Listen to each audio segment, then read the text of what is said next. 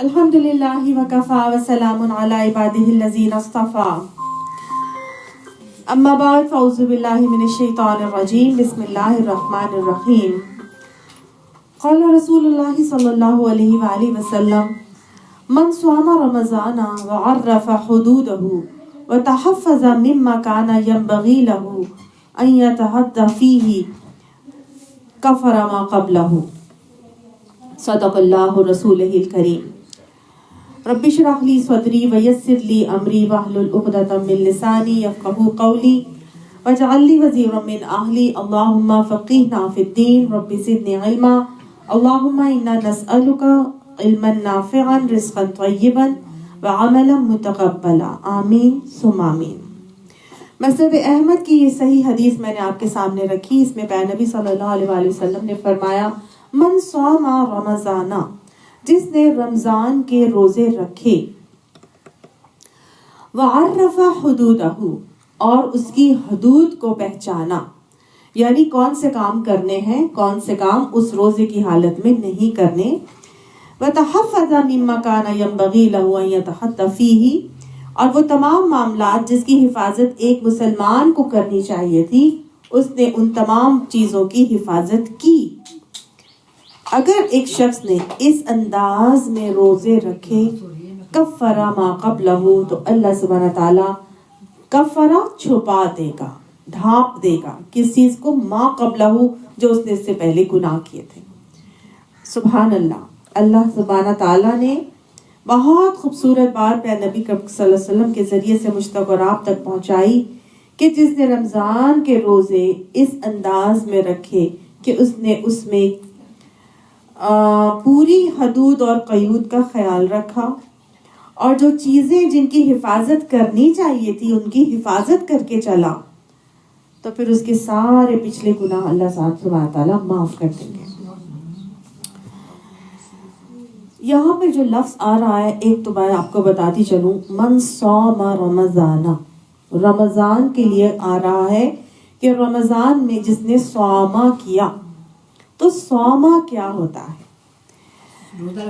روزہ رکھنا۔ صیام کہتے ہیں روزوں کو، کتب علیکم الصیام کما کتب علی الذین من قبلکم لعلکم تتقون، اے لوگو جو تم پر روزے اسی طرح سے فرض کیے گئے جس طرح تم سے پچھلی امتوں پر فرض کیے گئے تھے، تاکہ تمہارے اندر پرہیزگاری آئے، تقوی آئے۔ تو صیام روزوں کو کہتے ہیں، ٹھیک ہے۔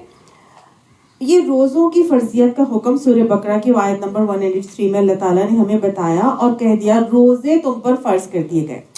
اب یہ تو وہ ہے جو فرض ہے اللہ تعالیٰ کی طرف سے، جیسے کہ ہمارے اوپر نماز فرض کر دی گئی، حج فرض ہے، زکوٰۃ فرض ہے، ٹھیک ہے۔ لیکن فرض روزے بھی اسی طرح سے، صیام بھی کتبہ فرض کر دیے گئے۔ صیام کیا ہے؟ روزے۔ لیکن صوما کیا ہے؟ صوما ہے ایک خاص انداز میں روزہ رکھنا۔ صائم کہتے ہیں روزہ رکھنے والے کو، لیکن صوما وہ ہے کہ من صوم رمضان، جس نے روزہ رکھا رمضان کا، گویا رمضان کا روزہ جو صوما کرنے کی کیفیت ہے، that is different, some thing different. یہ نہیں ہے کہ بس ہم روزے رکھ لیے۔ روزہ کیا ہے بیسکلی کہ حدیث مطلب اس کی جو ہم ڈیفینیشن دیکھتے ہیں نا، وہ کیا ہے؟ صبح صادق سے لے کر مغرب سورج غروب ہونے تک کے درمیان اپنے آپ کو کھانے پینے اور جائز خواہشات سے روکے رکھنے کا نام ہے، ایسا ہی ہے۔ تو یہ تو ہوا صیامہ، ٹھیک ہے۔ صبح صادق سے لے کے مغرب کے درمیان جائز خواہشات سے روکے رکھا اور کھانے پینے سے روکے رکھا۔ لیکن صوم کیا ہے؟ صوما کیا ہے؟ صوما اس سے اپر لیول کی ایک چیز ہے۔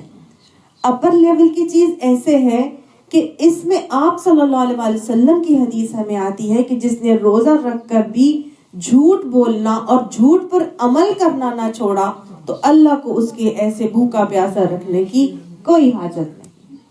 تو گویا پہلی چیز تو ہمیں یہ پتہ چل رہی ہے کہ زبان پہ کنٹرول کرنا ہے، ٹھیک ہے نا، جھوٹ بھی نہیں بولنا اور جھوٹ بولنے پر جھوٹ پر عمل بھی نہیں چھوڑا. جھوٹ پر عمل کیا ہوتا ہے؟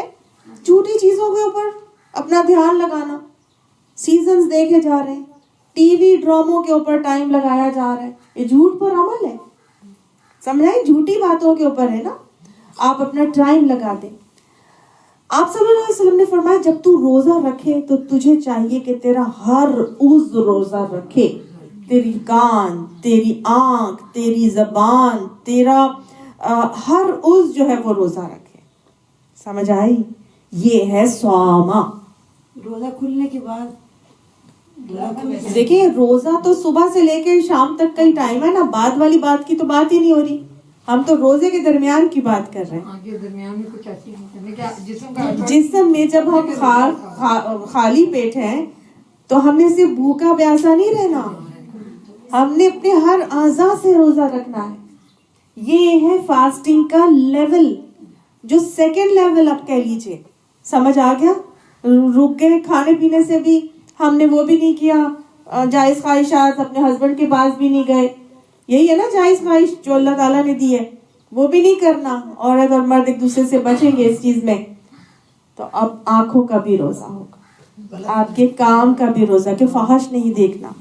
کانوں کا بھی روزہ ہوگا. ہاں, جب کوئی روزہ رکھے تو اسے بیہودہ اور لغو باتوں سے بچنا چاہیے. فحش اور لغو باتوں سے بچنا چاہیے حدیث میں.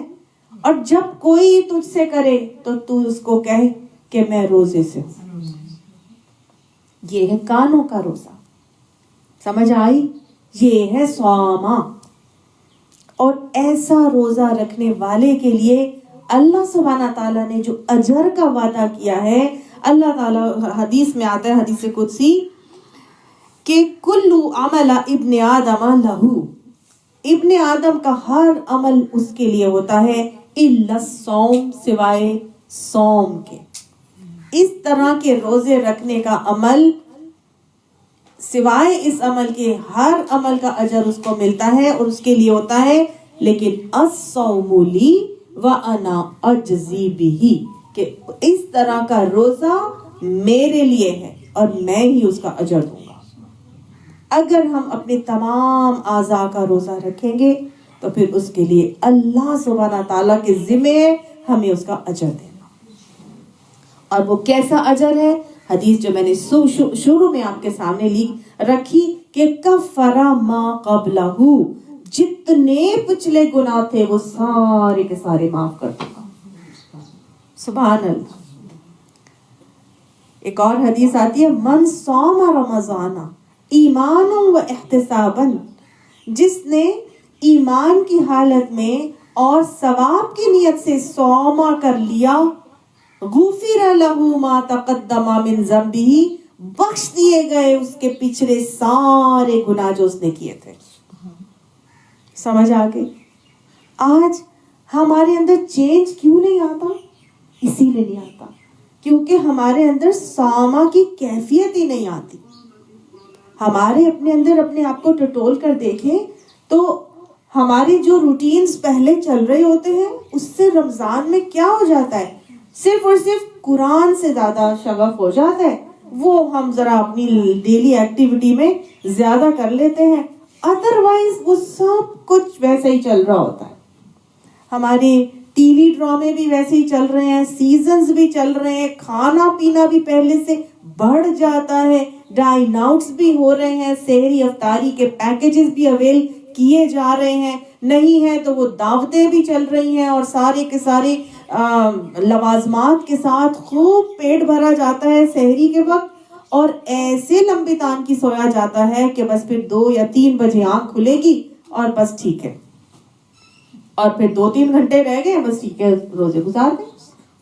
ہے رات کا ٹائم ہے تو رات کو بھی یہی حالات ہے, رات کو وہی آپ نے افطاری کے پیکج اویل کر لیے, اور ایسے ساری رات پھر آپ اس میں جاگ رہے ہیں, پھر وہ یہ دیکھ رہے ہیں کہ لوگوں کی تو دن نکلا ہوتا ہے رمضان کے دن, مہینے میں راتوں میں دن نکلا ہوتا ہے. دوسرے عرب کنٹریز میں جا کے دیکھیں, ساری رات کھانا پینا چلتا رہتا ہے, بازار کھلے رہتے ہیں. تو اللہ کی رحمتیں تو کم نہیں ہوئی, اللہ کی برکتوں میں تو کوئی کمی نہیں آئی. ہمارے اندر اصلاح کیوں نہیں ہو رہی, ہماری بخشش کیوں نہیں ہو رہی؟ کیونکہ ہمارے اندر صوامہ کی کیفیت نہیں ہے. اللہ نے ہمارے دلوں کو دیکھنا تھا, ہمیں اپنے اندر کی چیزوں پر فوکس کرنا تھا, ہم نے اپنے دلوں کو سنوارنا تھا. تقویٰ کہاں تھا؟ یہ رمضان المبارک کیوں اللہ تعالیٰ نے دیا؟ یا ایھا الذین آمنوا کتب علیکم الصیام, اے لوگوں جو ایمان لائے ہو, تمہارے اوپر روزے فرض کر دیے گئے. کما کتب علی الذین من قبلکم, اسی طرح جس طرح پچھلی امتوں پہ کیے گئے تھے. کیوں کیے؟ لعلکم تتقون, تاکہ تمہارے اندر تقویٰ آئے. تقویٰ آتا ہی نہیں, پرہیزگاری آتی ہی نہیں. کہاں تھی تقویٰ؟ آپ صلی اللہ علیہ وسلم نے دل کی طرف اشارہ کیا تھا نا, تقویٰ ہاں ہونا, تقویٰ ہاں ہونا, تقویٰ ہاں ہونا. تو نہ ہم نے اس دلوں پر محنت کی, نہ ہم نے اپنے صوامہ کی کیفیت کو اپنایا. تو پھر فزیکلی بھی جب ہم صحیح نہیں ہوئے, انٹلیکچولی بھی ہم صحیح نہیں ہوئے, اسپرچولی بھی ہم صحیح نہیں ہوئے, تو پھر کہاں سے ہم اللہ کی رحمتوں کو سمیٹنے کے قابل بنیں گے؟ کیسے اللہ سے اس اجر کا توقع کریں گے؟ 4 کام ہے نا جس کا ذمہ اللہ تعالیٰ نے لیا. 4 کام. آج میں یہ باتیں کروں گی آپ لوگوں سے کہ جو ہمارے اندر چینج لے کر آئے اس آنے والے رمضان میں, اور اللہ کی پوری رحمتوں اور برکتوں کو ہم سمیٹنے کے قابل بن جائیں. اللہ نے کہا جو الصوم لی, جو اس طرح سے روزہ رکھ لے گا تو وہ میرے لیے ہے, اس کا وَأَنَا أَجْزِي بِهِ, اور اس کا اجر بھی پھر میرے ذمہ ہے, میں ہی دوں گا.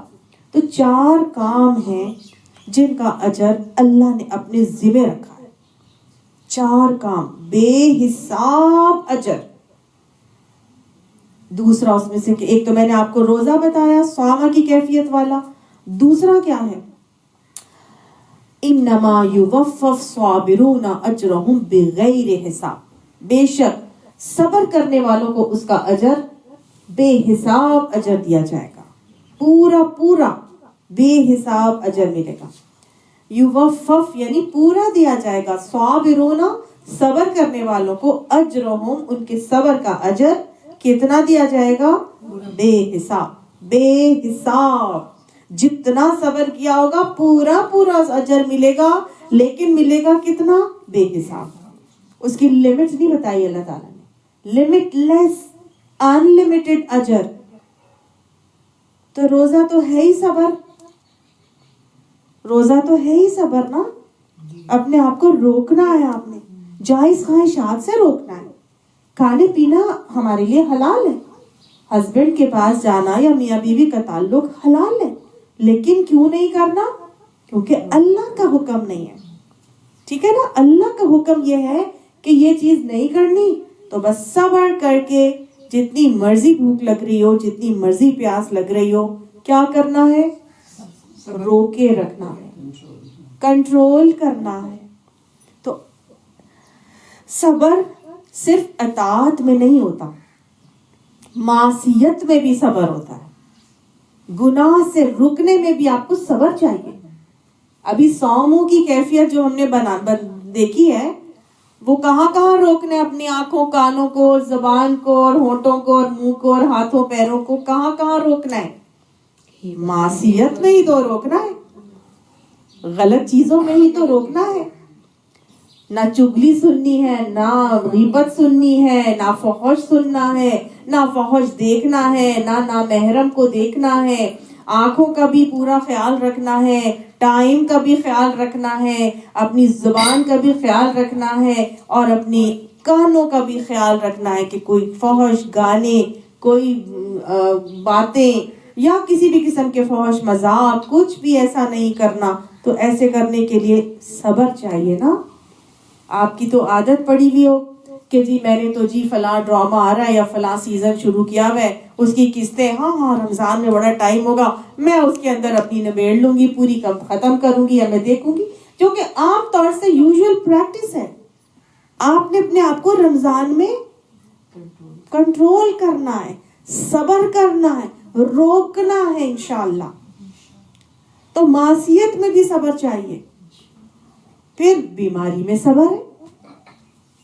بیماری ہے آپ کا بڑا دل چاہ رہا ہے کہ میں نے روزہ رکھنا ہے, آپ نہیں رکھ سک رہے, ہے نا. ابھی مجھ سے پوچھا انہوں نے بھی, دل چاہ رہا ہے نا آپ کا روزہ رکھنے کا, ڈاکٹر نے منع کر دیا روزہ نہیں رکھ سکتے. صبر چاہیے, چاہیے. زندگی میں پہلی دفعہ کہ اب ایسا حالات آ گئے کہ میں بغیر دوائی کے چل ہی نہیں سکتی, تو یہ صبر کرنا ہے.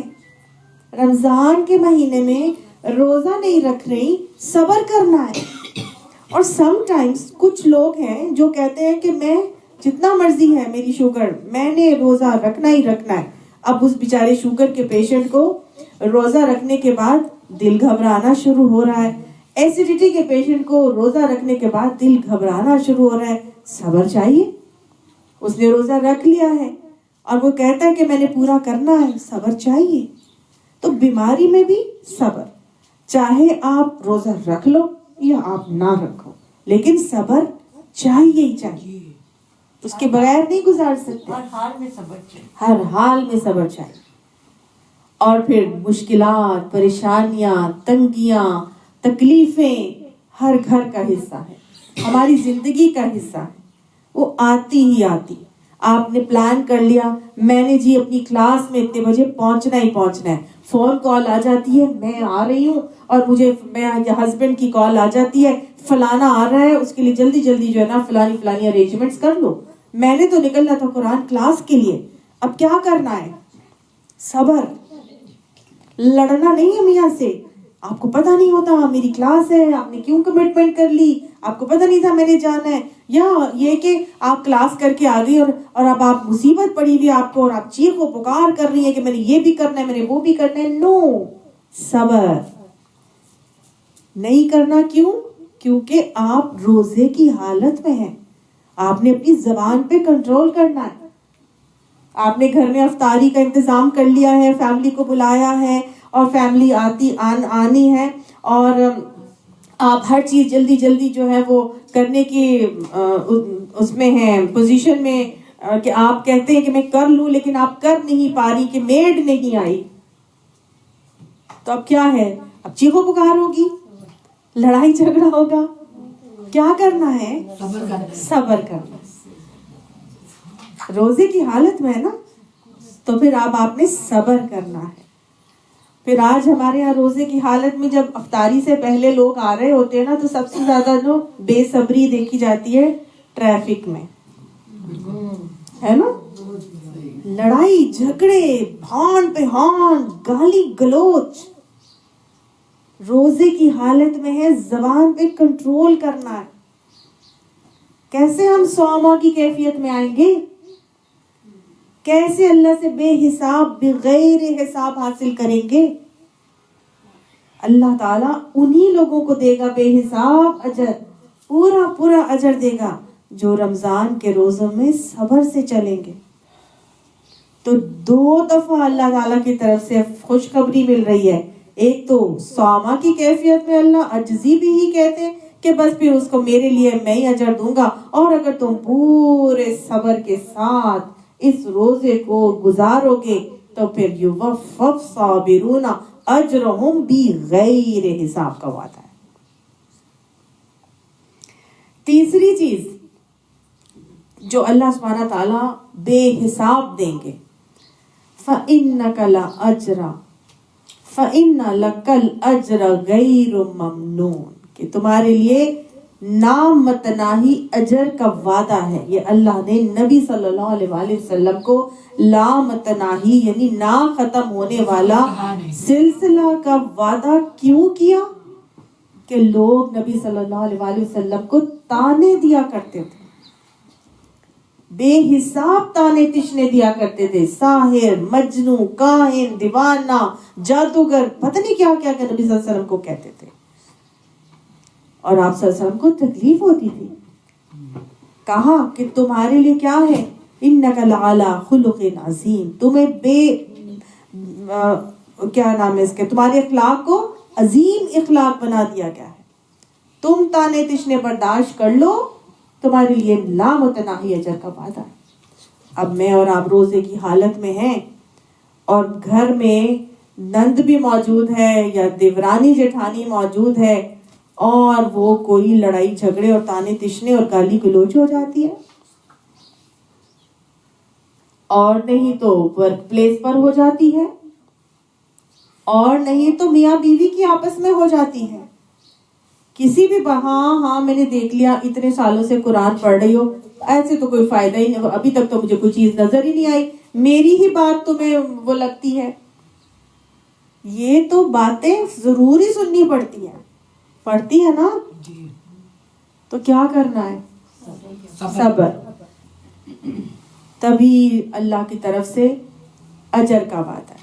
تو اپنے اندر اس بات کو بٹھانا ہے، جتنے مرضی تانے تشنے مل جائیں، میری بہن سے مل جائیں، میرے بھائی سے مل جائیں، میری دیورانی جٹھانی یا نند سے مل جائیں، یا میرا دیور جیٹ کچھ کہہ جائے، یا میری ساس سسر سے کچھ مجھے سننا پڑ جائے، یا میرے امی ابو سے کچھ سننا پڑ جائے، یا میری اولاد سے سننا پڑ جائے، یا میرے پڑوسیوں سے سننا پڑ جائے، کسی سے بھی کوئی تانا مجھے ملے گا تو میں نے آگے اٹھ کے اس کو جواب نہیں دینا.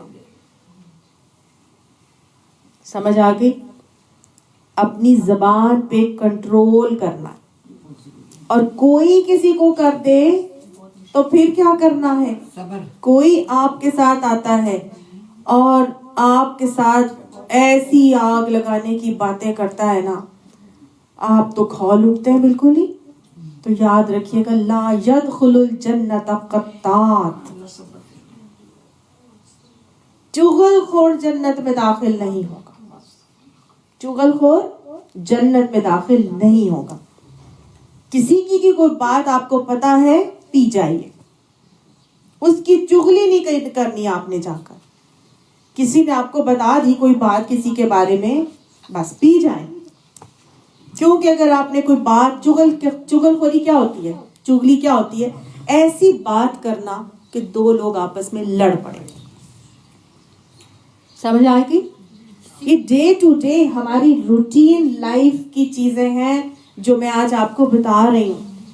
یہ روزے کی حالت میں زیادہ ہو جائیں گی، بڑھ جائیں گی، تو ان کو کنٹرول کرنا ہے. یہ سمجھتے ہوئے کہ اتنی محنت میں کر رہی ہوں، صبح سے شام تک بھوکی پیاسی، میں قرآن بھی پڑھ رہی ہوں، ذکر اذکار بھی کر رہی ہوں، انفاق فی سبیل اللہ بھی کر رہی ہوں، میں محنتیں بھی کر رہی ہوں، میں تراویح بھی پڑھ رہی ہوں، میں سب کچھ کر رہی ہوں، میں نوافل بھی پڑھ رہی ہوں، میں مطلب ہر چیز تو میں کر رہی ہوں، لیکن پھر کیا ہے؟ میرا روزہ ہی قبول نہ ہو، میں جنت میں ہی نہ جا سکوں، تو کیا فائدہ؟ کہ نبی نے کہہ دیا لا يدخل الجنت، وہ جنت میں ہی نہیں جا سکتا. کون؟ قطات، جو چغل خور ہے. تو کوئی اگر آپ سے کوئی بات کرتا ہے، پی جائیے، اگنور کر دیں. ایسا کر لیں ہضم ہی کر لیا آپ نے، سنا ہی نہیں، ادھر سے سن کے ادھر سے نکال دیں. میں روزے سے ہوں، میں نے اس کے بارے میں کوئی سٹیپ نہیں لینا. اللہ سے دعا کریں اس کے حق میں، اللہ صبر عطا فرما دے، اللہ اس کو مجھے بھلا دے، اللہ اس کے لیے صحیح رویہ سکھا دے، لیکن آگے بڑھ کے اس کو کوئی کام اس کے حوالے سے نہیں کرنا. انشاءاللہ پھر دیکھیے اللہ تعالیٰ کتنا اجر دیتے ہیں. اور چوتھی چیز کیا ہے؟ چوتھی چیز یہ ہے چوتھی چیز جو ہے نا اس کے لیے ہے وَمَنْ عَفَا وَأَصْلَحَ، جس نے معاف کر دیا اور صلح کر لی، فَأَجْرُهُ إِلَى اللَّهِ، تو اس کا اجر اللہ کے اوپر. معاف کر دیں اور صلح کر لیں تو پھر سوچ لیجئے اس کا اجر کس کے ذمہ ہے؟ إِلَى اللَّهِ، اللہ کے ذمہ. معافی دینی ہے اور اصلاح کرنی ہے. اصلاح کا مطلب کیا ہے؟ صلح کر لیں. کیوں صلح کر لیں؟ اس لیے کہ ہماری کسی عبادت کا ہمیں کوئی ریوارڈ نہیں ملنے والا، اس لیے کہ ہماری کسی عبادت کا ہمیں کوئی فائدہ نہیں ہونے والا، کیونکہ حضور صلی اللہ علیہ وآلہ وسلم نے فرمایا کہ اللہ سبحانہ تعالی لیلۃ القدر میں قبیلہ بنو کلب کی بکریوں کے جسم پر جتنے بال ہوتے ہیں ان بالوں کے برابر لوگوں کے گناہ معاف کرتے ہیں، سوائے ان لوگوں کے جن کے دلوں میں کینہ ہوتا ہے. کینہ ہوتا ہے. کینہ کیا جی ہے؟ जो दिल में बात रख दे। कीना वो कैफियत है कि जब आप किसी शख्स को की कोई तनकीद बर्दाश्त नहीं कर सकते, किसी शख्स के बारे में जब आप सोचें तो आपको हो कि फलानी तो है ही ऐसी, किसी शख्स के बारे में बुरी ही बात आपके दिमाग में आए, ये है कीना। इल feelings for the other person. तो अपना अपना मुहासबा करके देखना है कि कौन है मेरे आसपास में कि जिसके बारे में मैं कभी सोचूं तो मुझे आता है कि हाँ वो तो है ही ऐसी, वो तो हमेशा ऐसे ही करती है, उसने तो ऐसे ही करना होता है, वो तो ये काम इसलिए किया होगा क्योंकि वो मुझे नीचा दिखाना चाहती है। समझ आ गई? अपना कड़ा मुहासबा करें और सोचिए किसी के लिए दिल में ऐसी फीलिंग्स या ख्याल अगर आता है तो उस ख्याल को खुरच के निकालिए। और कैसे निकलेगा? कीने का इलाज नबी सल्लल्लाहु अलैहि वसल्लम ने बताया कि सलाम किया करो और हाथ मिलाया करो, इससे गिल जाता रहता है। गिल कीना और कदूरत को कहते हैं। सलाम करो, मुसाफा हाथ मिलाया करो, इससे कीना जाता रहता है। दूसरा आप सल्लल्लाहु अलैहि वसल्लम ने हमें बताया कि तोहफे दिया करो, इससे गिल जाता रहता है। तोहफे, उसको तोहफा दो जो मेरे साथ इतना बुरा करती है, या जिसने मेरे साथ इतना बुरा किया, जो हर दफा मुझे उठा के एक की चार सुनाती है, मैं उसके साथ अच्छा करूं? हाँ, उसको मैं तोहफे दूं। उसने तो उठा के मेरे तोहफे को मार देना है, कोई बात नहीं।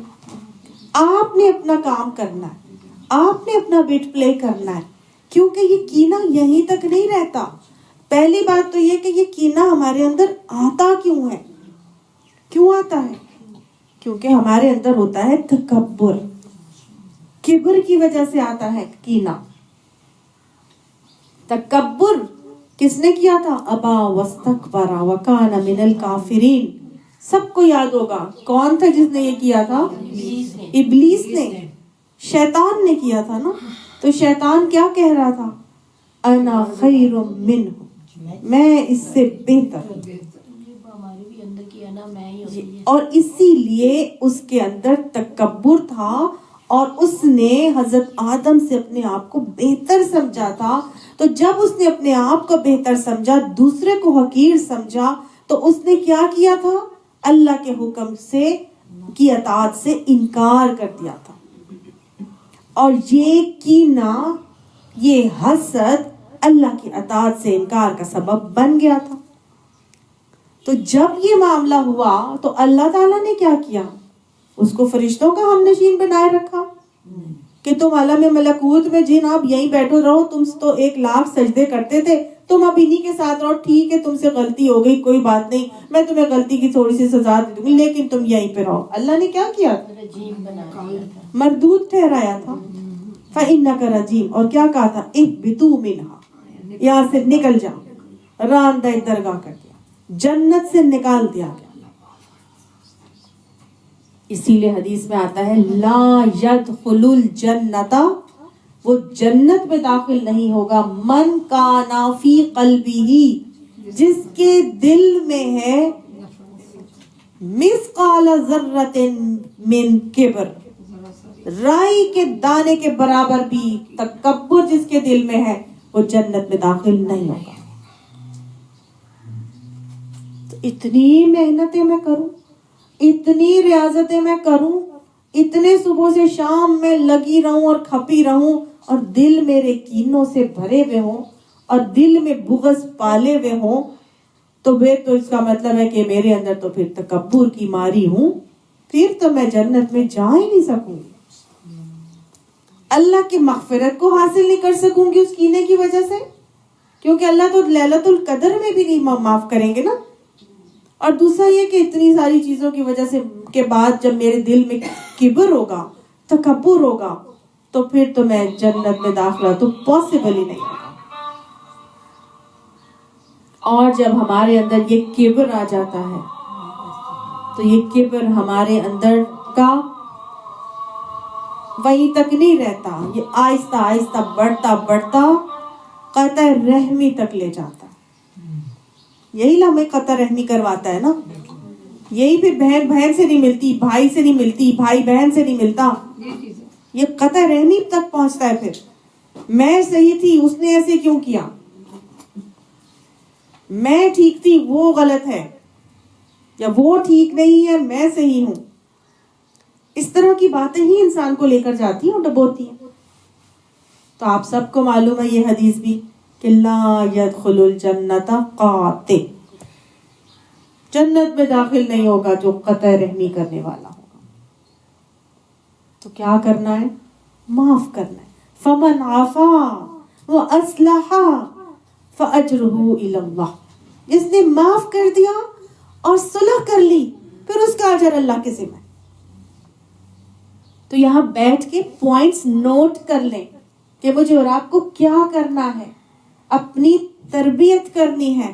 ان پوائنٹس کو نوٹ کر کے ان پر 1 2 3 4 کر کے ٹک کرتے جانا ہے کہ میں نے یہ بھی اچیو کر لیا، میں نے یہ بھی اچیو کر لیا. جتنی مرضی مشکل آئے گی، پریشانی آئے گی، شیطان آپ کو آگے نہیں بڑھنے دے گا. وہ نہیں چاہتا کہ ہم اللہ کے بے پناہ برکتوں کو سمیٹیں، اللہ کی مغفرتوں کو حاصل کریں، ہم بخشش کے حقدار ہو بن کر اور ہم جنت کو پالیں. شیطان نہیں چاہتا. وہ تو صراط مستقیم پر بیٹھ کے مجھے اور آپ کو گمراہ کرے گا. میں آپ کو کچھ احادیث سناتی ہوں جو آپ کو تقویت دیں گی انشاءاللہ اس کام کو کرنے کے لیے. ہم سب مسلمان ہیں، ہمارے رشتہ دار مسلمان ہیں، ہمارے رشتہ داروں میں کچھ بڑے بزرگ بھی ہیں، کچھ وہ ہیں اب میرے آپ کے سب کے بال بھی سفید ہوتے جا رہے ہیں، ٹھیک ہے نا. ہم اپنے سامنے لوگوں کو دیکھتے ہیں جو عمر کے ان حصوں پہ پہنچتے ہیں کہ ان کے بالوں میں سفیدیاں نظر آنے شروع ہو جاتی ہیں. اللہ سبحانہ تعالیٰ کہ آپ دیکھیے فرمایا بندے کے بال اسلام میں سفید ہوئے ہیں. اگر ایک بندے کے بال اسلام میں سفید ہوئے یعنی مسلمانی کی حالت میں سفید بالوں تک پہنچ گیا ہے، بوڑھا ہو چکا ہے، اگر کوئی اس کی تعظیم کرے گا تو وہ ایسا ہی ہے جیسے اللہ کی تعظیم. سمجھ آئی؟ اللہ نے مجھے اور آپ کو چن کے بنایا ہے امت مسلمہ کا فرد. نبی صلی اللہ علیہ وسلم کی پوری حدیث آتی ہے، مفہوم اس کا کیا ہے کہ اللہ تعالیٰ نے مجھے چنا باقاعدہ طور پر. اس میں سے چھانٹی کی، پھر اس میں سے اس کو قریش کو چنا، پھر اس میں سے چھانٹی کی، پھر اس میں سے اس کو چنا، پھر اس میں سے چھانٹی کی، پھر اس میں سے مجھے چنا، پھر آپ صلی اللہ علیہ وسلم نے اس طرح سے بتایا. تو جیسے ہم سبزی کی دکان پر جاتے ہیں نا اور وہاں بڑے اچھے اچھے سے سبزیاں پڑی ہوئی ہوتی ہیں، آج کل تو سردیاں ہیں تو بڑا خوبصورت لگتا ہے سبزی کی دکان پہ جا کر. آپ کیا کرتے ہیں؟ اس میں سے بھی چھانٹی کر کر کے اپنے لیے نکالتے ہیں. اللہ سبحانہ تعالیٰ نے بھی نبی اکرم صلی اللہ علیہ وسلم کی چھانٹی کی ہے باقاعدہ طور پر. آپ کو اللہ تعالیٰ نے بیسٹ آف دا بیسٹ میں سے بنا کے نکال کے ان کو آخر الزمان نبی بنایا، خاتم الانبیاء، حبیب خدا بن گئے. اور مجھے اور آپ کو اللہ نے کیا بنایا؟ ان کی امت بنا دیا. کنتم خیر امت اخرجت للناس. سب مانتے ہیں نا اس بات کو؟ تو جب نبی کو بنایا تھا تو پھر نبی کی بنائی ہوئی امت کو بھی اللہ تعالیٰ نے چھانٹ کے بنایا. میں اور آپ چھٹے ہوئے لوگ ہیں.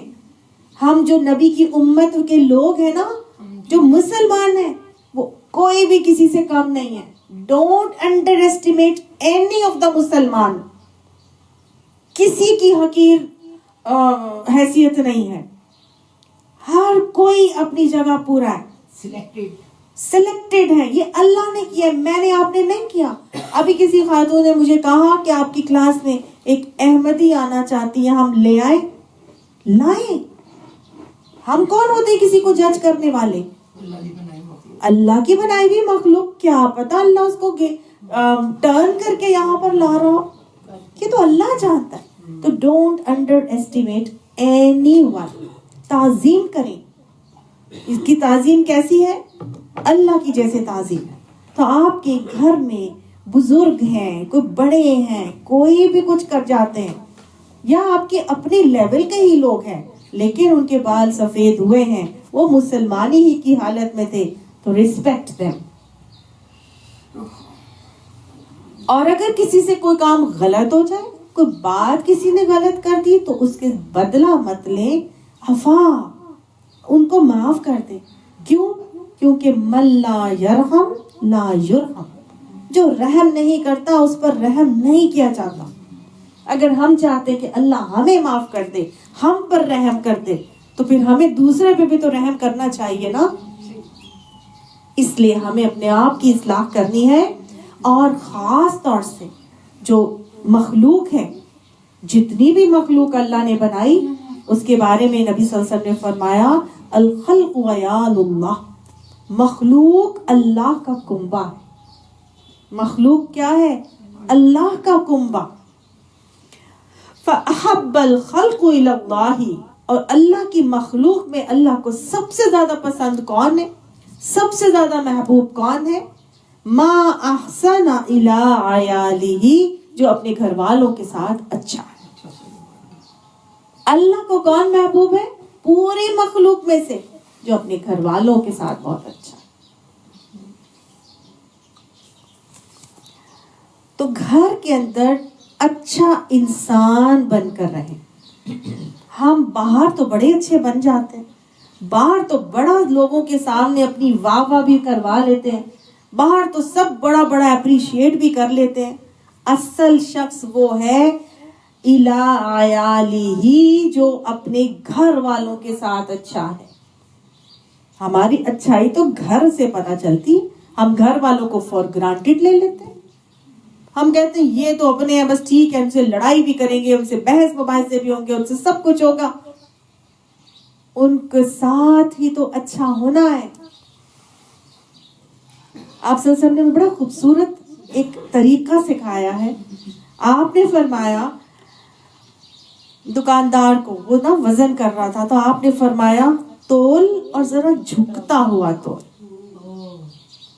یہ طریقہ سکھا دیا. لین دین کرنے میں, گھر والوں کے ساتھ ڈیلنگز کرنے میں, تم دے رہے ہو تو ذرا زیادہ ہی دے دو, جھکتا ہوا تول لو, یعنی کہ وزن زیادہ دے دو. ہم نہیں کرتے, اپنوں کے ساتھ ہی نہیں کرتے. اپنوں کے ساتھ ہی ہم ٹٹ فور ٹیٹ کرنا شروع ہو جاتے ہیں.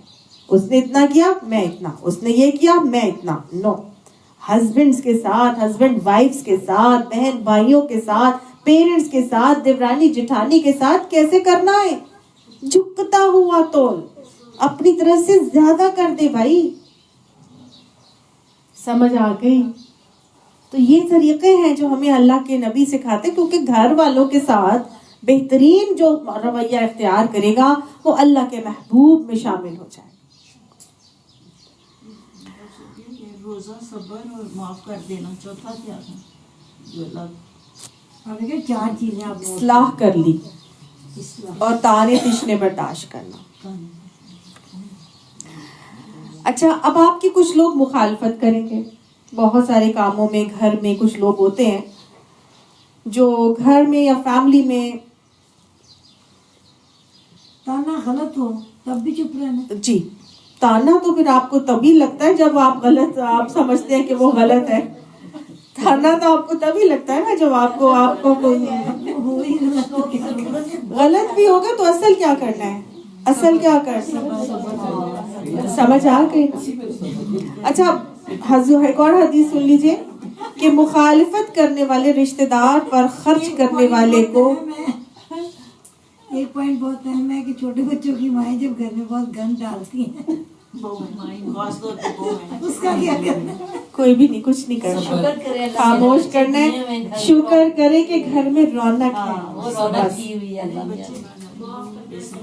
معاف کرنا ہے, صبر کرنا ہے, بس کچھ نہیں کرنا. آنکھیں بند کر لینی ہے, ہونٹ سی لینے ہیں. صحیح ہے نا؟ ہر بندے کا نا ہارس پاور ڈفرینٹ ہوتا ہے. شاید آپ کا ہارس پاور زیادہ تھا, آپ بھاگ دوڑ کے ساری چیزیں سمیٹ لیتی تھی, کر لیتی تھی. اور کچھ لوگوں کا ہارس پاور ہی کم ہوتا ہے, وہ نہیں کر پاتی. تو ٹھیک ہے, سوچ لیجئے یہ اللہ کے نبی کی امتی ہے. کیا ہے؟ امتی ہے. جب اللہ نے اس کو ایسا بنایا میں کون ہوتی ہوں. سمجھ آ گئی نا. یہ چیزیں انسان کو نا تسلی دلاتی ہیں اور آگے کی پلاننگ کرنے میں آسانی پرووائڈ کرتی ہیں. جو چاہے مخالفت کرنے والے رشتہ دار پر خرچ کرنے والے کو بہترین صدقے کا اجر دیا جاتا ہے. نبی اکرم صلی اللہ علیہ وسلم نے فرمایا, بڑی اہم حدیث ہے یہ, کہ جو رشتہ دار آپ کی مخالفت کر رہے ہیں اور وہ ضرورت مند ہیں اور آپ ان پہ خرچ کرتے ہیں, اور اگر وہ ضرورت مند نہیں بھی ہیں اور آپ ان کے اوپر خرچ کرتے ہیں, ان کو تحفے تحائف دیتے ہیں, ان کی دعوت بناتے ہیں, ان کا بہترین اجر اللہ تعالیٰ ان کو بہترین صدقے کا اجر مل جاتا ہے. تو وہ کبھی سننے میں آئے گا, کہتے ہیں دکھانے کے لیے دیا تھا. سننے میں کوئی بات نہیں, کان بند کر لیں. آپ کی نیت تو آپ کو اللہ کو پتا ہے نا. You should be confident and satisfied in your نیت. آپ نے اپنی نیت کا جواب اللہ تعالیٰ کو دینا ہے, ٹھیک ہے نا. جو مرضی کوئی کہتا رہے آپ. ہاں, اس کے ساتھ ساتھ آج ہم یہ کہتے ہیں مہنگائی اتنی ہو گئی ہے, کیسے خرچے پورے کریں, آپ کوئی وظیفہ بتا دیں, ہمارے بچے کی جاب لگ جائے, ہمارا کام بزنس جو ہے وہ ترقی آ جائے. تو نبی صلی اللہ علیہ وسلم نے ہمیں طریقہ سکھا دیا ہے جو ہم کرتے ہی نہیں ہیں. آپ صلی اللہ علیہ وسلم نے فرمایا, جو چاہے کہ اس کا رزق کشادہ ہو, عمر زیادہ ہو اور وہ بری موت سے بچ جائے, تو اسے چاہیے کہ وہ صلہ رحمی کرے. آج ہم پیرنٹس بھی آپ کے گھر میں موجود ہیں نا, جن کی کفالت آپ کے ذمہ ہے, ہم ان کو بھی اٹھا کے دوسرے بیٹے کے گھر بھجوانے کی کوشش میں ہوتے ہیں کہ وہ بھی تو خرچ کرے, میرے ہی اوپر ساری ذمہ داری ہے. اور پھر ہم کہتے ہیں کہ ہم وظیفے پڑھ رہے ہیں بیٹھ کے کہ ہمارا رزق بڑھ جائے. رزق کی شادہ کرنے کے لیے, عمر زیادہ ہونے کے لیے اور بری موت سے بچنے کے لیے صلہ رحمی کا حکم ہے. ہم اپنوں کو نہیں کھلائیں گے, اپنوں کو پیسہ نہیں دیں گے, اپنوں کو تحائف نہیں دیں گے, دوسروں کو دیں گے اور پھر چاہیں گے کہ اللہ ہماری رزق کو بڑھا دے. عید کے تحائف دیں لوگوں کو. آپ لوگوں نے کرسچنز کو دیکھا ہے, کرسمس پر کیا کرتے ہیں, پورے کنبے کے لیے کرسمس ٹری کے نیچے لا کے انہوں نے تحائف رکھے ہوتے ہیں. کانسیپٹ وہ یہ دیتے ہیں اپنے بچوں کو کہ وہ جو سینٹا کلوز ہے وہ آ کے دے کے گیا ہے, یعنی کسی کو کوئی بوجھ بھی نہ لگے کہ وہ دے گیا ہے. جی, لیکن کیا کرتے ہیں, اپنی کرسمس کی عید کے اوپر تمام فیملی ممبرز کے لیے تحائف دیتے ہیں اور کھانا کھلاتے ہیں, کھانا بھی کھلاتے ہیں, دعوت بناتے ہیں, پوری فیملی گیدرنگز ہوتی ہیں. کچھ بائٹ سے نہیں کھاتے. ہم کیا کرتے ہیں عیدوں پر, ہم نے کبھی اپنے رشتہ داروں کو عید کے تحفے دیے؟ جی جی. کبھی اسپیشلی خریدے کہ ہم اپنے رشتہ داروں کو یہ دیں گے؟ ہم تو عیدیاں دینے سے مصیبت پڑ جاتی ہے, اتنی عیدی ہم بھول جاتے ہیں کہ یہ صدقہ ہے جو ہم دے رہے ہیں, ہے نا. ہم اپنی کہاں درستگی کریں, ہم کہاں اپنے آپ کو ٹھیک کریں. جانا پسند نہیں کرتے کہ عیدی دینی پڑے. جی ڈاکٹر صاحب, یہ جو ہم نے گفٹ وغیرہ دینے ہو, یہ پیسہ تو اپنی ہم نے تنخواہوں سے یوز کرنا ہے نا, کہاں سے یوز کرتے ہیں, یہ زکوٰۃ تو نہیں نا. استغفر اللہ, یہ صدقہ ہے بہن, یہ زکوٰۃ تھوڑی ہے. آپ اپنے تحائف تو اپنے رشتہ داروں کو دیکھو, صدقہ ہے جو آپ خرچ کریں گے ان کے اوپر. سمجھے میں یہ وہ زکوٰۃ والی بات نہیں کہہ رہی کہ ان کو دینی. ایک امیر رشتہ دار ہے, ٹھیک ہے, ان کے گھر گفٹ جا رہا ہے 5,000 کا, کوئی بات نہیں, تو بالکل آپ جو مرضی دینا چاہتے ہیں تحفہ دے بھائی. آپ ان کو ایک کیک دیتے ہیں عید پر, وہ بھی تحفہ ہے. آپ ان کو ایک دوپٹہ دیتے ہیں, وہ بھی تحفہ ہے. Give some thing. اصل چیز میں یہ کہنا چاہ رہی ہوں کہ دیں. ان کا کوشچن یہ بھی ہوگا کہ جو سرونٹس کو ہم دیتے ہیں تو وہ زکوٰۃ کی نہیں, سرونٹس کی بات نہیں ہو رہی, ابھی تو ہم رشتہ داروں کی بات کر رہے ہیں, صلہ رحمی کی بات کر رہے ہیں. دیا جا رہا ہے, یہ کوشچن تھا اصل. اچھا, ہم ابھی صلہ رحمی کی بات کر رہے ہیں, رحم کے رشتوں کے لیے بات کر رہے ہیں. آپ کوشش کریں کہ عید پہ اگر آپ کے ملنا ملانا ہوتا ہے, اب جیسے کچھ لوگ ہیں جن کے رحم کے رشتے وہاں ہوتے ہی نہیں ہیں, جن سے عید کے ٹائمنگز پہ ملاقات ہو, تو جو ہیں سسرال کے ہیں ان کے ساتھ کر لیں. آپ عید کے موقع کے لیے تحائف خریدیں, ان کو دیں. کہنے کا مطلب صرف یہ, اللہ تعالیٰ اس کی وجہ سے آپ کے رزق میں اضافہ ہی کریں گے, کمی نہیں ہوگی. اور رمضان المبارک میں 1 روپیہ خرچ کرنے کا اجر 49,000 کم سے کم 49,000 روپیز خرچ کرنے کے برابر ہے. اور اس کے علاوہ اور تو بے حساب, تو اللہ تعالیٰ جتنا مرضی اس کی مرضی ہے وہ دے گا. لیکن اصل کس کو دینا ہے؟ جو مجھ سے کٹے میں اس کو اس سے جوڑوں, جو مجھ پر زیادتی کرے میں اس کو معاف کروں, اور جو مجھے نہ دے میں اس کو دوں. بدلے میں صلہ رحمی اصل صلہ رحمی نہیں ہے.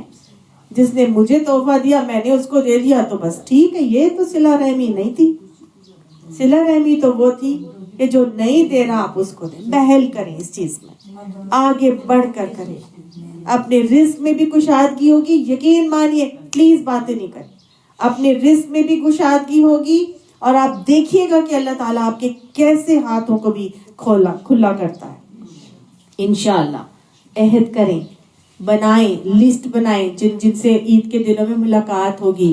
پلان کریں کہ میں نے ان کو بھی دینا ہی دینا ہے, کچھ نہ کچھ لے لیں. ابھی کچھ دن ہے رمضان کے شروع ہونے میں, میں لمٹ نہیں لگاؤں گی کہ اتنے کا ہی لینا ہے.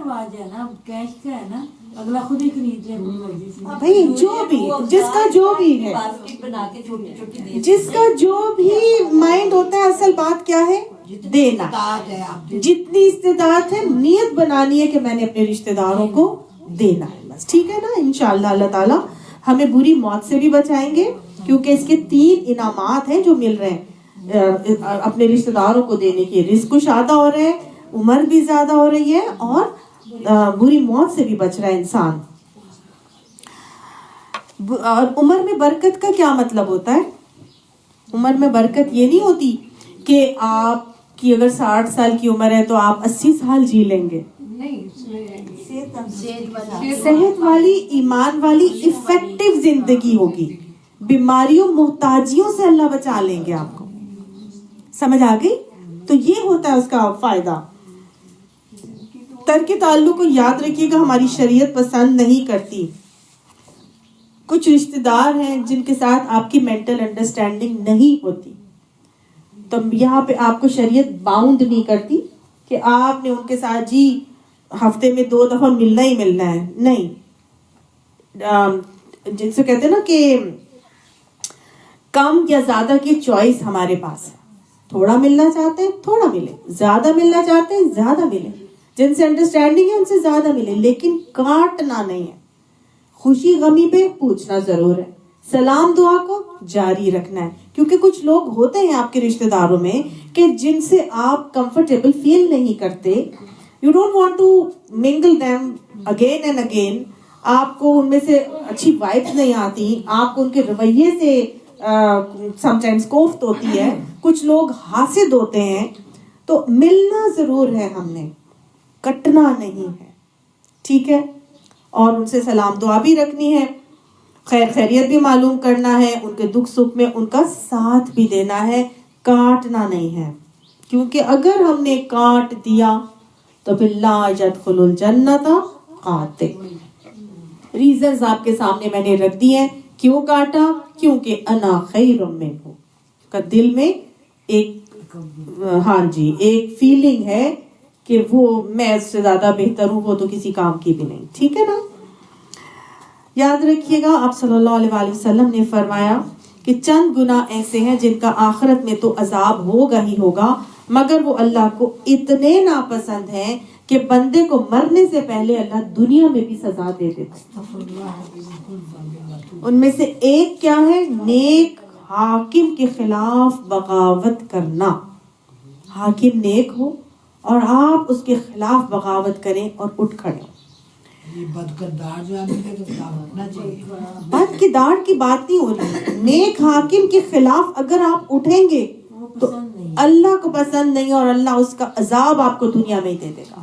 دوسرا والدین کی نافرمانی, اور تیسرا تکبر کا بول بولنے والا, اور چوتھا قطع رحمی کرنے والا. تکبر, اللہ نے فرمایا یہ میری چادر ہے اور جو اس کو کھینچے گا میں اس کو آگ میں ڈالوں گا. تو تکبر صرف اللہ کو زیب دیتا ہے, مجھے اور آپ کو نہیں کرتا. صرف ہمیں کیا کرنا ہے, اپنی اصلاح کرنی ہے اور اپنے آپ کو ان رویوں سے بچا کر چلنا ہے.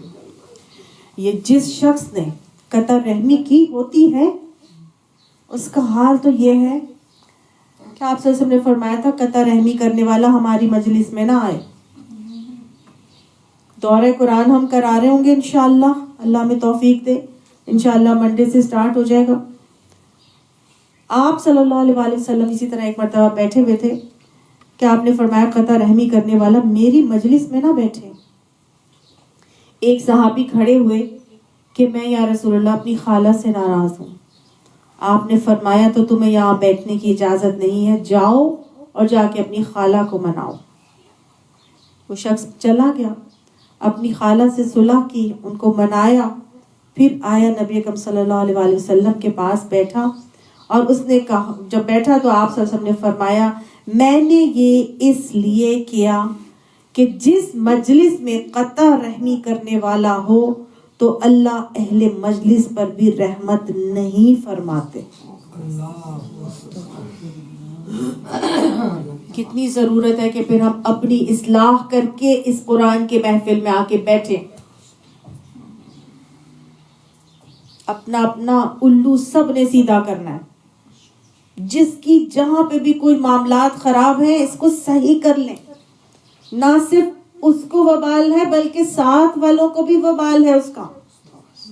اللہ کی رحمت ہی نہیں آنی اس مجلس کے اندر جہاں قطع رحمی والے بیٹھے ہوں گے. اب ایک شخص آیا نبی صلی اللہ علیہ وآلہ وسلم کو فرمایا کہ یا رسول اللہ صلی اللہ علیہ وآلہ وسلم میرے کچھ رشتہ دار, میں نے ابھی آپ کو صلہ رحمی کا طریقہ بتایا نا, جو کٹے اس سے جڑو, جو زیادتی کرے اس کو معاف کرو, جو نہ دے اس کو دو. بدلے میں نہیں ہے صلہ رحمی کرنا. اصل صلہ رحمی یہ ہے کہ آپ آگے بڑھ کر اس کے حق سے زیادہ دیں, اپنے فرض سے بڑھ کر اس کے ساتھ احسان کا رویہ اختیار کریں, ان پر خرچ کریں, ان کے ساتھ بہتری معاملات کریں, ان کے تانے تشنوں کو اگنور کریں, ان کو معاف کریں, ان پر رحم کریں, ان کے اوپر خرچ کریں. سمجھ آ گئی نا یہ ساری چیزیں. اور اصلاح, ان کے ساتھ اصلاح کا معاملہ کریں. اب اسی طرح ایک شخص آیا, اس نے آ کے رسول اللہ صلی اللہ علیہ وسلم سے پوچھا یا رسول اللہ میرے کچھ رشتہ دار ہیں, میں ان کے ساتھ اچھا سلوک کرتا ہوں, وہ مجھ سے زیادتی کرتے ہیں, میں پھر اچھا سلوک کرتا ہوں, وہ پھر مجھے میرے ساتھ زیادتی کرتے ہیں. تو آپ صلی اللہ علیہ وسلم نے فرمایا کہ تو جیسا کر رہا ہے ویسا ہی کرتا رہے, تیرا ایسا کرنا گویا ان کے منہ میں آگ جھونکنا ہے, ایک جگہ راکھ ڈالنا ہے. تو گویا آپ اپنا کام کرتے رہیں, forget about what the other person's reaction is. آپ اچھا کریں, اگر وہ نہیں کر رہا تو چھوڑ دیں, بھول جائیں, اگنور کریں. آپ نے یہ سارے اعمال جو بھی آپ کے سامنے میں نے رکھے تھے, ان کے ساتھ اس اگلے شخص کے ساتھ آپ نے ڈیلنگز کرنی ہے جو ہم نے ابھی طریقے سیکھے. اور یہ بھی یاد رکھیے گا کہ اگر قطع رحمی کی ہوئی ہو میں نے, تو تمام اعمال نامے جب اللہ سبحانہ تعالیٰ کے حضور پیر اور جمعرات کو پیش کیے جاتے ہیں, سوائے ان لوگوں کے اعمال نامے پیش نہیں کیے جاتے جن دو لوگوں نے آپس میں قطع رحمی کی ہوتی ہے. دو لوگ جو آپس میں قطع رحمی کے ساتھ ہوں, رحم کے رشتے کٹے ہوئے ہوں, وہ دو, ان کے اعمال نامے اوپر نہیں جائیں گے. تو آپ اپنا پارٹ اور بٹ پلے کرتے رہیں, آپ تحائف بھی دیں, آپ سلام دعا بھی کریں, آپ ملنے بھی جائیں, آپ سب کچھ اس کے لیے کریں, اس کے لیے دعا بھی کریں, مجلس میں اس کے بارے میں اچھی بات بھی کریں, سب کچھ کریں. لیکن وہ شخص اگر آپ کو غلط ریاکشن شو کر رہا ہے, غلط بیہیو کر رہا ہے, اس کا ایٹیٹیوڈ غلط ہے, تو اس کے اعمال نامے اللہ کے حضور نہیں جائیں گے, آپ کے جائیں گے. کیونکہ قطع رحمی آپ کی طرف سے نہیں ہو رہی، اس کی طرف سے ہو رہی ہے. سمجھ آ گئی؟ تو ہم نے اپنے ہی قبر میں جانا ہے، اپنے اعمال کا حساب دینا ہے، اور ہم نے اپنی طرف سے جتنا بہترین رویہ ہو سکتا ہے وہ اختیار کرنا ہے. ٹھیک ہو گیا نا؟ اچھا جی، قطع رحمی کرنے والے کے عمل اللہ کے سامنے پیش نہیں کیے جاتے. ہاں کچھ مہمان، کچھ ہمارے رشتہ دار ایسے ہوتے ہیں، اب ہم دین پڑھ لیتے ہیں تو ہم تو جی سخی ساویتری بن کے بہت ہی نیک پارسا بن جاتے ہیں، اور ہمارے رشتہ دار وہ تو فسق و فجور میں گرفتار ہیں، ہے نا؟ اب ہم کیا کریں؟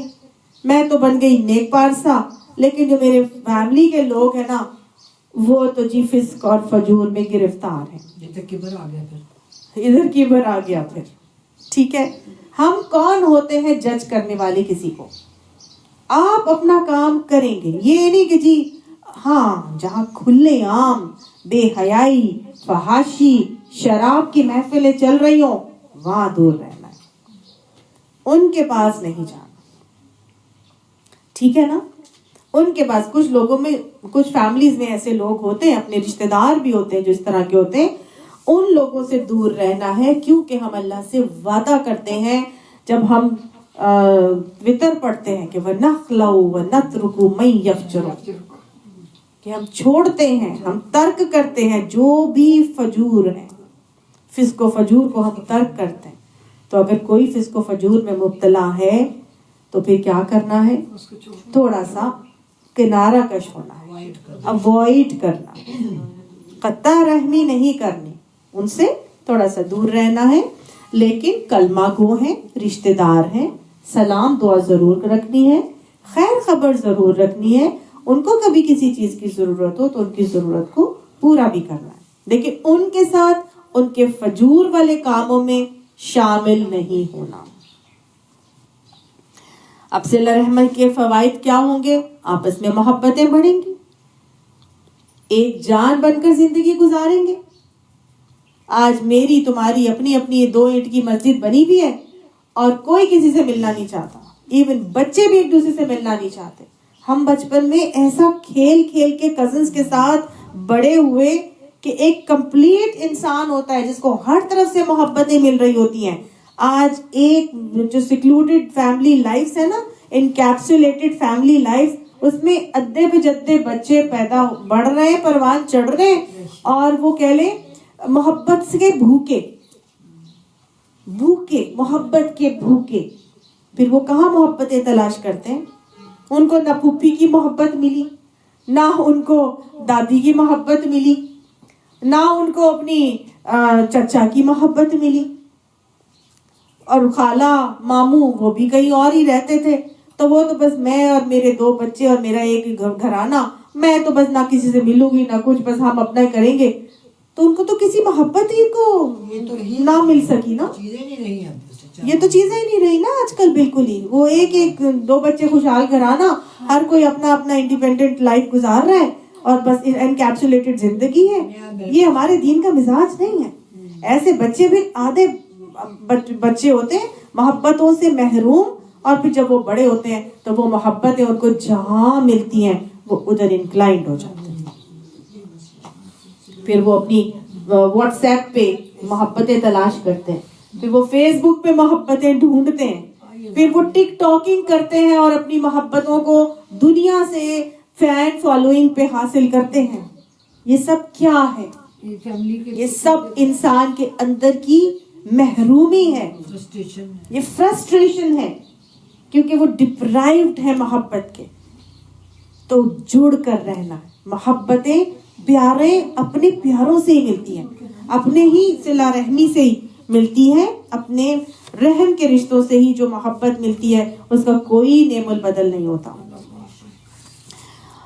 ہم صلہ رحمی کریں گے تو اس کا ایفیکٹ نہ صرف ہمارے بچوں پر آئے گا، بلکہ جو ہمارے جا چکے ہیں نا ہمارے والدین، ان تک یہ پیش ہوتا ہے. حدیث میں آتا ہے کہ جو صلہ رحمی کرنے والا ہوتا ہے جب اس کے اعمال پہ آگے پیش ہوتے ہیں تو جو فوت ہونے والے کے ماں باپ ہوتے ہیں، یعنی فوت ہونے والے جو ماں باپ ہوتے ہیں صلہ رحمی کرنے والے کے، وہ بھی خوش ہوتے ہیں کہ ہم پیچھے اچھے لوگ چھوڑ کے جی، کہ ہماری اولاد آپس میں مل کے رہ رہی ہے. تو اگر ہم چاہتے ہیں اپنے پیرنٹس سے محبت کرتے ہیں اور ہم چاہتے ہیں کہ ان کو اچھی خبریں ملیں ہمارے حوالے سے، تو پھر ہم کیا کریں گے؟ ہم نے صلہ رحمی کرنی ہے. جب ہمارے اعمال نامے اللہ کے حضور پیش ہوں گے تو ہمارے والدین کو پتہ چل جائے گا کہ یہ میری بیٹی تو صلہ رحمی کر رہی ہے، یہ میری بیٹی تو اپنے چچا سے بھی بنا کے رکھے ہوئے، یہ میری بیٹی تو دادی کو بھی پوچھتی ہے، یہ میری بیٹی تو میرے بھتیجے کو بھی پوچھتی ہے، یہ میری بیٹی تو اپنی بہن کو بھی پوچھتی ہے. سمجھ آ رہے ہیں نا؟ تو یہ اعمال نامے سب وہاں پر پہنچتے ہیں اور ان کو خوشی ہوتی ہے. صلہ رحمی کرنے والے کی عمر بڑھائی جاتی ہے اور مرنے کے بعد وہ لوگوں کی دعاؤں کا حقدار بن جاتا ہے. کیونکہ ظاہری بات ہے، جب آپ کسی کے ساتھ اچھا کریں گے تو لوگ آپ کے لیے دعائیں کریں گے. کتنے لوگ ہوتے ہیں جو مرنے کے بعد ایسے ایسے رو رو کے دعائیں کر رہے ہوتے ہیں. تو اگر ہم چاہتے ہیں کہ ہمارے لیے بھی کوئی دعائیں کرے تو ہمیں بھی یہی کرنا ہے. اور صلہ رحمی کی وجہ سے اللہ انسان پر آنے والی مصیبتیں اور آفتیں بھی ٹالتے رہتے ہیں. آنے والی مصیبتیں اور آفتیں کیوں ٹلتی ہیں؟ کس چیز سے ٹلتی ہیں؟ کون بتائے گا؟ صدقے سے. Very good. کون بولا؟ آپ بولی. صدقات. ہاں جی، کیونکہ صلہ رحمی کریں گے آپ تو پیسہ خرچ ہوتا ہے نا. دعوت کھلانے میں پیسہ لگتا ہے، تحفے تحائف دینے میں پیسہ لگتا ہے، کسی کے گھر جانے میں پیسہ لگتا ہے. and that all پیسہ is صدقہ which you are spending. تو یہ صدقات کیا کرتے ہیں؟ آپ کو بری موت سے بھی بچاتے ہیں اور نہ مصیبتیں اور آفتوں کو ٹالتے بھی ہیں. بھلے امیر رشتے داروں بھلے امیر رشتے داروں کے لیے کریں. دیکھیے، امیر ہو غریب ہو، یہاں کہیں بھی امیر اور غریب کا لفظ میں نے آپ کو پڑھا، میں نے آپ کو بتایا، میں نے کہا نہیں کہا نا.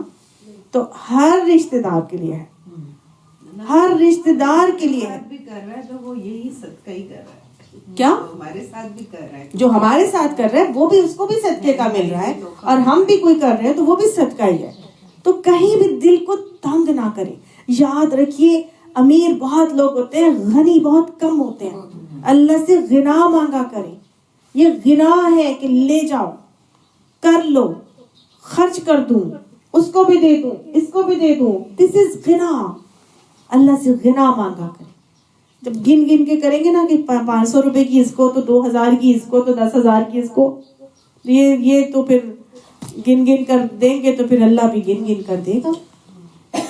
تو کیا کرنا ہے؟ کھلا دیں، جو بھی آ رہے دیں. اپنے آپ کو چیزوں سے جو ہے نا وہ نہ کریں، چیزوں میں قید نہ کریں. ہاں جی، اس کے اندر نہ گھومتے رہیں. اور اللہ ان کی نیکیوں کو قبول کرتے ہیں اور گناہوں کو معاف کر دیتے ہیں. جو صلہ رحمی کرتا ہے، حدیث میں آتا ہے کہ اللہ اسے جنت کا پروانہ عطا فرما دیتے ہیں، اور اللہ سبحانہ تعالیٰ ایسے شخص سے اپنا رشتہ جوڑ لیتے ہیں. کیسے؟ میں ایک واقعہ سناتی ہوں اور اپنی بات کو ختم کرتی ہوں. ابراہیم ادم ایک بادشاہ تھے. ایک رات انہوں نے دیکھا کہ فرشتہ بیٹھا ہوا تھا اور کاغذ پر کچھ لکھ رہا تھا. انہوں نے فرشتے سے پوچھا، یہ خواب میں دیکھا، فرشتے سے پوچھا کہ کیا کر رہے ہو؟ تو فرشتے نے کہا کہ میں ان لوگوں کے نام لکھ رہا ہوں جو اللہ سے محبت کرتے ہیں. تو ابراہیم ادم نے کہا کہ کیا اس میں میرا نام بھی ہے؟ تو فرشتے نے کہا کہ نہیں، اس میں آپ کا نام نہیں ہے جو اللہ سے محبت کرتے ہیں. تو اس نے کہا کہ اچھا چلو، تو پھر میرا نام اس فہرست میں لکھ دو جو اللہ کے بندوں سے اس لیے محبت کرتے ہیں کہ وہ اللہ سے محبت کرتے ہیں. یعنی میں ان لوگ بندوں سے محبت کرتا ہوں جو اللہ سے محبت کرتے ہیں. تو میرا نام اس لسٹ میں ہی لکھ لو کہ مجھے ان لوگوں سے محبت ہے جو اللہ سے محبت کر رہے ہیں. فرشتے نے کہا اچھا ٹھیک ہے. خواب ختم ہو گیا. کچھ دن کے بعد انہوں نے دوبارہ خواب دیکھا اور اسی طرح ایک فرشتے کو پھر کچھ لکھتے ہوئے دیکھا. تو انہوں نے پھر فرشتے سے پوچھا کیا لکھ رہے ہو؟ تو فرشتے نے کہا کہ میں نام لکھ رہا ہوں ان لوگوں کے کہ جن سے اللہ محبت کرتا ہے. تو انہوں نے آگے سے کہا تو کیا اس کے اندر میرا نام ہے جن سے اللہ محبت کرتا ہے. تو فرشتے نے وہ لسٹ لے کے ابراہیم ادم کو دکھا دی اور لسٹ میں سب سے اوپر نام ابراہیم ادم کا، کیونکہ وہ ان لوگوں سے اس لیے محبت کرتے تھے جو اللہ سے محبت کرنے والے تھے. یعنی اللہ والوں سے محبت اللہ کی محبت کو حاصل کرنے کا ذریعہ بن جاتی ہے. تو ابھی جو میں نے بات صلہ رحمی کی سٹارٹ کی تھی کہ ایک مسلمان کے بال اگر سفید ہوئے ہیں تو ہم اس کی تعظیم کریں، اس سے محبت کریں، کیوں کیا ہوگا؟ اللہ کے نزدیک بہت وہ ایسا ہی ہے کہ جیسے اللہ کی تعظیم. تو ہم نے اپنے پیاروں کے ساتھ اس لیے اچھا برتاؤ کرنا ہے کہ وہ اللہ کا کنبہ ہے، اللہ کی مخلوق ہے، وہ اللہ کے چوزن ونس ہیں، انہوں نے وہ مسلمان ہیں، وہ حبیب خدا کے امتی ہیں. ہم یہ چیزیں سوچ کر ان سے پیار کریں، ان سے محبت کریں، ان پر رحم کریں، ان سے صلہ رحمی کریں، ان سے شفقت کے برتاؤ کریں، ان کے طعنے تشنے برداشت کریں، ان کو اگنور کریں، ان کو معاف کریں اور پھر آگے بڑھ کر احسان کے رویے دکھائیں. تو پھر کیا اللہ ہمیں محبت نہیں کرے گا؟ کیا ہمیں اللہ اپنا محبوب نہیں بنائے گا؟ بنائے گا انشاءاللہ. انشاءاللہ. اللہ ہماری اس عمل میں ہمیں اس بات کی توفیق عطا فرمائے کہ ان تمام باتوں پر عمل کرنا ہمارے لیے آسان ہے. میں نے بہت ساری باتوں کو انٹر لنکڈ کر دیا ہے، ایک نچوڑ پرووائڈ کر دیا ہے ایک ٹریننگ سیشن کے حوالے سے کہ رمضان آنے سے پہلے مجھے اور آپ کو کس کس چیز کے اوپر فوکس کرنا، تاکہ رمضان المبارک کے اجر کو بہترین انداز میں سمیٹنے کے قابل بن جائے. اللہ ہمارے لیے ان روزوں میں ہماری انٹلیکچولی بھی ہمیں انہانس کرے، اسپریچولی بھی اللہ انہانس کرے، اور تربیت کے حوالے سے بھی اللہ ہمیں بہترین تربیت حاصل کرنے کی توفیق عطا فرمائے، ہمیں صائم بنائے، ہمیں روزوں کو صحیح انداز میں گزارنے کی توفیق عطا فرمائے. ذکر کی کثرت بھی کرنی ہے، قرآن کے ساتھ بھی جڑنا ہے، تسبیحات کا ورد بھی کرنا ہے، صبح شام کے مسنون اذکار بھی پڑھنے ہیں انشاءاللہ، اور نماز کے بعد کے مسنون اذکار بھی پڑھنے ہیں. تیسرا کلمہ، استغفار کی کثرت، درود شریف کی کثرت، چلتے پھرتے یہ تسبیحات اپنی زبانوں پہ جاری رکھیں. تسبیح تیسرا کلمہ، تحلیل چوتھا کلمہ، تحمید، تسبیح تحلیل اور تحمید تیسرا کلمہ، چوتھا کلمہ، اور لا الہ الا اللہ کا ورد یہ اپنی زبانوں پر جاری رکھنا ہے. اور جس ٹائم آپ کو ٹائم ملتا ہے نماز کا، تو نماز بھی اچھی بنانی ہے، اور فرض نمازوں کے علاوہ نوافل میں جو پڑھ سکتے ہیں، تہجد میں ضرور اٹھ کے تہجد پڑھنی ہے. پھر اس کے بعد آپ کی آ جاتی ہے اشراق، اور اس کے بعد چاشت، پھر اوابین کے نوافل. اس کے علاوہ تراویح، جو جتنا کر سکتا ہے، قیام اللیل کر سکتا ہے وہ کرے. جہاں آپ کر سکتے ہیں قرآن کے ساتھ جڑنا ہے، کہ یہ بھی ذکر کی بہترین شکل ہے. یہ قرآن کی خوشی منانے کے لیے اللہ تعالیٰ نے رمضان مبارک دیا. جتنا زیادہ قرآن کے ساتھ تعلق بڑھائیں گے اتنا ہدایت زیادہ ملے گی انشاءاللہ. اور اپنے آپ کی کیریکٹر بلڈنگ میں اپنے تمام اعضاء کے روزے کے ساتھ جب قرآن سے جڑیں گے تو انشاءاللہ تقویٰ بھی آئے گا، خشیت بھی آئے گی، ہماری اصلاح بھی ہوگی، اور ہمارے اوپر صبغت اللہ بھی چڑھے گا. اللہ سے دعا ہے کہ اللہ سبحانہ تعالیٰ ہم پر صبغت اللہ چڑھا دے. اللہ سبحانہ تعالیٰ سنتوں سے پیار عطا فرما دے، سنتوں کی پہچان عطا فرمائے، سنتوں پر عمل کرنے کی توفیق بھی نصیب فرما دے. اللہ ہمیں کثرت سے دعائیں کرنے والا بنائے. اللہ ہماری دعائیں ہمارے اپنے پیاروں اور رشتہ داروں کے حق میں بھی قبول فرمائے، اللہ ہمارے حق میں بھی قبول فرمائے، اور جو ہمارے دنیا سے جا چکے ہیں ان کے حق میں بھی قبول فرمائے. آنے والوں کے حق میں بھی قبول فرمائے، ہمارے ملک قوم کے لیے اور امت مسلمہ کے حق میں بھی ہماری دعائیں قبول فرمائے۔ اللہ سبحانہ تعالیٰ ہمیں بہترین حکمران عطا فرمائے، ایسے لوگ عطا فرمائے جن کے ہاتھوں میں ہمارے ملک کی باغ دوڑ آئے اور ہمارا ملک اسلام کا قلعہ بن جائے۔